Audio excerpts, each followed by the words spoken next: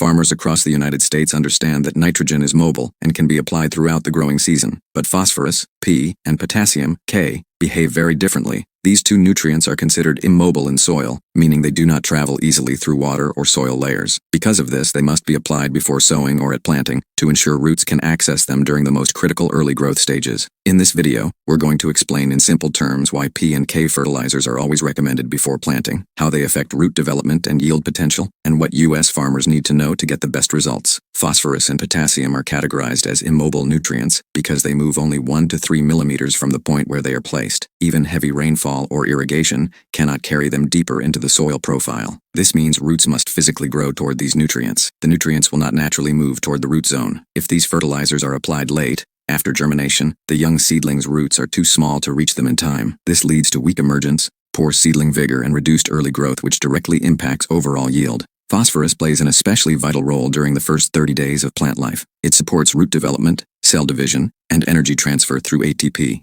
Early-stage crops like corn, soybeans, wheat, and many vegetables require high phosphorus levels right after germination.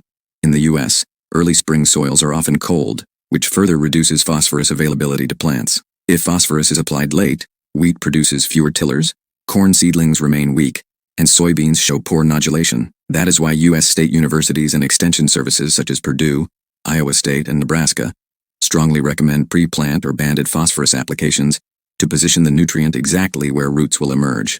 Potassium is equally important and is essential for water regulation inside plants, enzyme activity, disease resistance, stalk strength, and drought tolerance.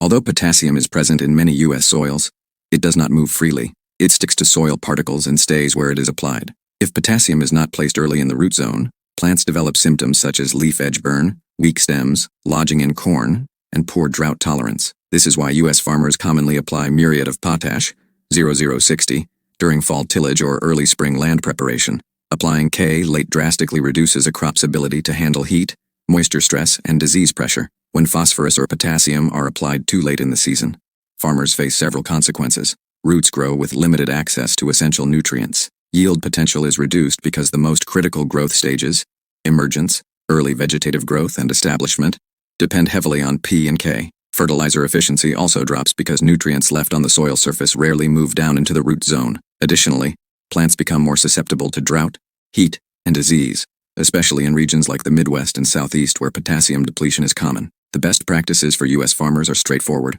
Always apply phosphorus and potassium before planting, either during fall or spring field preparation. Placement close to the seed row, such as banding, like a 2x2 placement, increases efficiency and reduces waste. In large acre operations, broadcast application followed by incorporation remains effective. Soil testing should be done regularly to determine nutrient needs because over-application is not only costly, but can also negatively affect soil health. Farmers should always follow recommendations from local extension services for accurate P and K rates. To simplify the concept, imagine placing food far away from a newborn baby. The baby cannot reach it. Nutrients work,